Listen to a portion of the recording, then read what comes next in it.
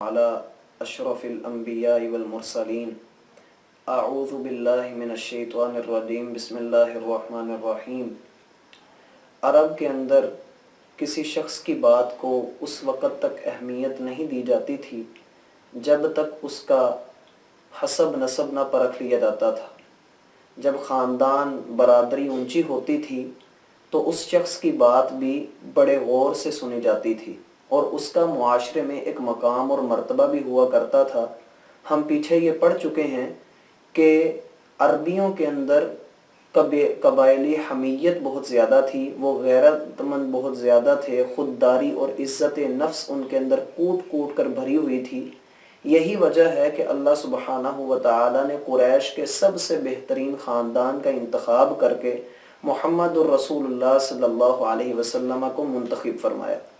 آپ علیہ السلام کا نسب نامہ جو کہ صحیح بخاری میں ذکر ہے وہ محمد صلی اللہ علیہ وسلم سے لے کر عدنان تک جاتا ہے۔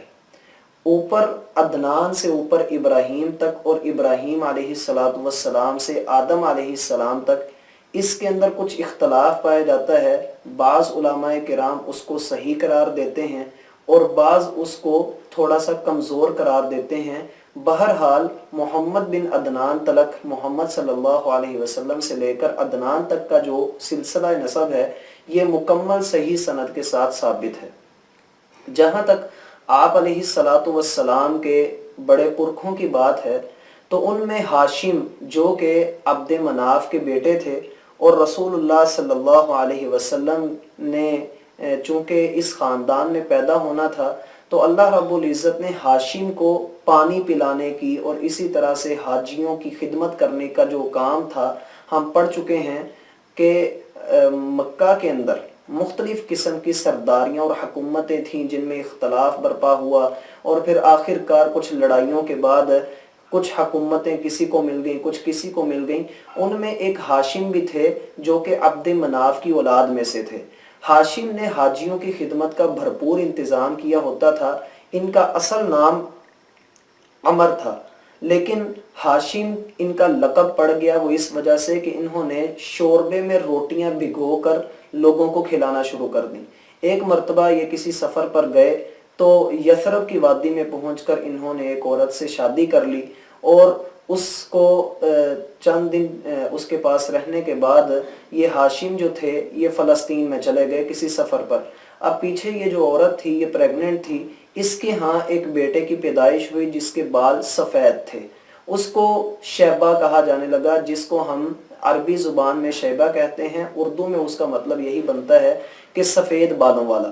اب اس بچے کے بارے میں مکہ میں کسی کو علم نہیں تھا بنی ہاشم کو کہ ہمارا کوئی ایسا ہاشم کی اولاد موجود ہے جو کہ یثرب کے اندر پل رہی ہے۔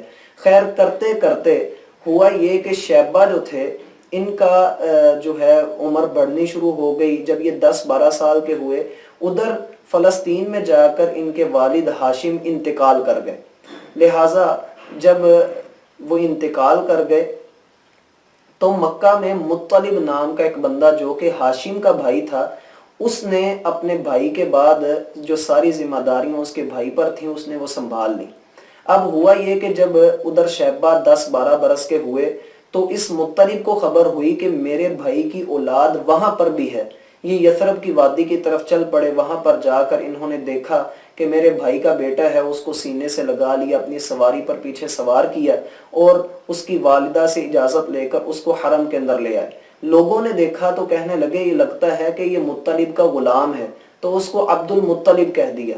تو مطلب کہنے لگے کہ یہ میرے بھائی کا بیٹا ہے، یہ میرا غلام نہیں ہے، لیکن ان لوگوں نے اس کو عبد المطلب ہی کہا تو یہ عبد المطلب کے نام سے ہی مشہور ہو گئے۔ تو یہ بات بھی ہمیں معلوم ہوئی کہ ابراہیم علیہ السلام کی نسل میں عبد المطلب تھے، اور عبد المطلب جو تھے ان کا لقب اور ان کا اصل نام جو تھا وہ شیبہ تھا، لقب ان کا عبد المطلب تھا۔ اب جب مطلب کا انتقال ہوا تو عبد المطلب پر وہ ساری ذمہ داریاں، وہ سارے عہدے ان پر پڑ گئے جو کہ مطلب اور ان سے پہلے ہاشم پر تھے۔ عبد المطلب کو لوگوں کے اندر اس قدر وسعت حاصل ہو گئی، اس قدر وہ لوگوں کے محبوب ہو گئے کہ اس سے پہلے مکہ کے اندر کسی کو اس قدر وسعت نہیں ملی تھی، اس قدر کسی کو عزت اور جاہ و جلال نہیں ملا تھا۔ یہ عبد المطلب تھے جنہوں نے بعد میں رسول اللہ صلی اللہ علیہ وسلم کی پرورش بھی کی۔ ایک وقت ایسا بھی آیا کہ مطلب کی وفات کے بعد، یعنی عبد المطلب کے جو چچا تھے ان کی وفات کے بعد، ایک آدمی جو کہ نوفل تھا، اس نے مطلب کے باغ کے اوپر، صحن کے اوپر قبضہ کر لیا۔ اب مطلب کے بیٹے یعنی عبد المطلب آئے اور آ کر کہنے لگے کہ چچا جان آپ میرا یہ باغ جو ہے وہ چھوڑ دیں۔ اس نے چھوڑنے سے انکار کر دیا۔ عبد المطلب نے اپنے پیچھے خاندان میں یعنی یثرب میں بنو نجار کے پاس پیغام بھیجا کہ میرے ہاں ایک آدمی نوفل نے میری زمین پر قبضہ کر لیا ہے، لہٰذا آپ لوگ میری مدد کو آئیں۔ وہ 80 بندے لے کر ابو سعد نام کا ایک بندہ ان کی مدد کے لیے آ گیا اور مکہ میں ابطح وادی کے قریب اس نے پڑاؤ کیا۔ تو عبد المطلب اس کے پاس گئے، جا کر کہنے لگے آئیے چچا جان گھر میں چلتے ہیں، کچھ کھاتے پیتے ہیں۔ اس نے کہا نہیں، اللہ کی قسم میں اس وقت تک نہ کچھ کھاؤں گا نہ پیوں گا جب تک تیری زمین نوفل سے واپس نہ لے لوں۔ اب نوفل مکہ میں حرم کے اندر اپنے مشائخ کے پاس، قریش کے پاس بیٹھا ہوا تھا۔ نوفل نے وہیں پر اس کو جا لیا اور جا کر اس کو کہنے لگا کہ اس کی زمین واپس کر دو۔ اس نے کہا میں نے واپس کی۔ تو ابو سعد کہنے لگا کہ بھائی یہ سارے قریشی یہاں پر بیٹھے ہوئے ہیں، تم ساروں کو گواہ بناؤ۔ ساروں کو گواہ بنایا، 3 روز تک وہاں پر قیام کیا اور عمرہ کرنے کے بعد وہ واپس چلے گئے۔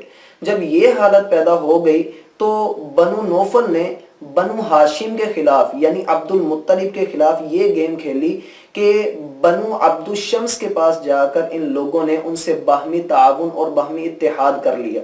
ادھر بنو خزاعہ کو پتہ لگا تو انہوں نے کہا کہ جیسے ابو سعد عبد المطلب کی مدد کے آ گیا ہے تو ہماری ماں یعنی جو ہاشم کی ماں تھی وہ بنو خزاعہ سے تعلق رکھتی تھی۔ یہاں پر قبائلی عصبیت کی ہمیں سمجھ آئے گی کہ عبد مناف نے یعنی ان کی اولاد میں ہاشم تھے، ہاشم کی شادی بنو خزاعہ میں ہوئی تھی اور یہ جو بنو خزاعہ تھے انہوں نے عبد المطلب کے ساتھ اتحاد کر لیا۔ دار الندوہ میں جا کر یہ اتحاد ہوئے اور یہی چیزیں، یہ اتحاد، یہ وعدے آگے چل کر فتح مکہ کا سبب بنے۔